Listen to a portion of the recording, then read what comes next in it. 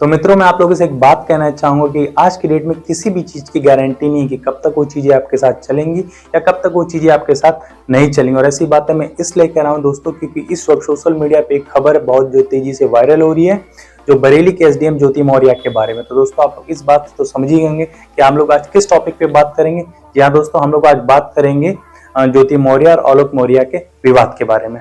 तो दोस्तों, पहले बात करते हैं इन दोनों पति पत्नी की। तो बात ऐसी है दोस्तों, एक पति आलोक मौर्य जो छोटी सी सरकारी नौकरी करते हैं और ये सोचते हैं कि वो अपनी पत्नी यानी कि ज्योति मौर्य को पढ़ा लिखा के अधिकारी बना दें।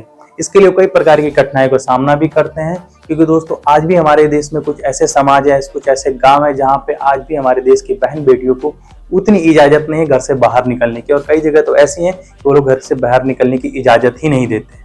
लेकिन मित्रों, आलोक मौर्य जी के केस में ऐसा नहीं था। उन्होंने अपनी पत्नी को इलाहाबाद भेज देते हैं और ज्योति मौर्य जी भी वहां जाकर अपनी पढ़ाई को शुरू कर देती हैं। और आलोक मौर्य जी कहते हैं कि वो उनकी पढ़ाई के लिए कई प्रकार के कर्ज भी लिए और उसी में उनकी दो छोटी बेटियां भी थी, उनको भी संभालते थे। कहने का मतलब है दोस्तों, एक पति अपनी पत्नी की पढ़ाई के लिए कितने प्रकार के कष्ट को झेलता है। फिर कहीं जाके उनकी बीवी यानी ज्योति मौर्य को 2020 में एसडीएम पद के लिए नियुक्त किया जाता है। फिर कुछ समय बाद आलोक मौर्य जी को अपनी पत्नी पे शक होता है, जिसके बाद वो अपनी पत्नी पे यह आरोप लगाते हैं कि उनका किसी गैर मर्द से अवैध संबंध चल रहा है, जिसका नाम है मनीष दुबे, और वो भी एक अधिकारी है। और इस बात को खुद सोशल मीडिया पे आलोक मौर्य जी खुद आके कहते हैं और अपनी बीवी और मनीष दुबे के चैट को, व्हाट्सएप चैट को भी दिखाते हैं और कहते हैं कि इस बात का शक तो मुझे बहुत समय से था, लेकिन मैंने इन दोनों को एक साथ इनके आवाज पे रंगे हाथ पकड़ा। तो मित्रों, सवाल अब ये उठता है कि पैसा और स्टेटस ही आज की डेट में मायने रखता है, क्योंकि दोस्तों जब तक ज्योति मौर्य एसडीएम नहीं बनी थी तब तक उनके पति और उनका संबंध बहुत अच्छा चल रहा था। लेकिन जब वो एसडीएम बन जाती तो ऐसी कौन सी दिक्कत आ जाती कि उनके और उनके पति के संबंध में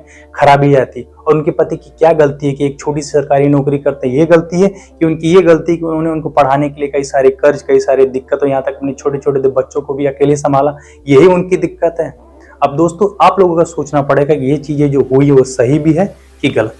तो मित्रों, अब उन लोगों से ये पूछना चाहता हूँ, जब लड़कियों पे आती है, जब बेटियों पे आती है तो एक तरफा फैसला कर देते हैं और कहते हैं बेटियां ही सही होंगे और बेटे गलत होंगे। अब वो लोग कहाँ गए? क्या आप समाज पर गलत प्रभाव नहीं पड़ रहा लड़कियों पे?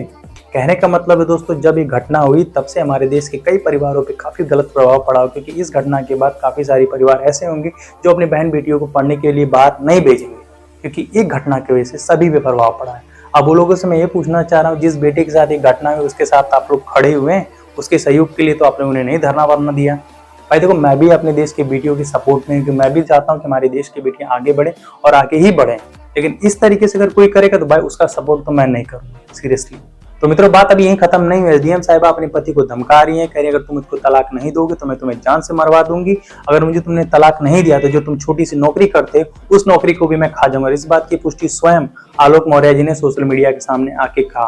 तो दोस्तों, सवाल अब ये उठता है कि जो एसडीएम साहिबा ने किया वो गलत किया है कि सही किया है?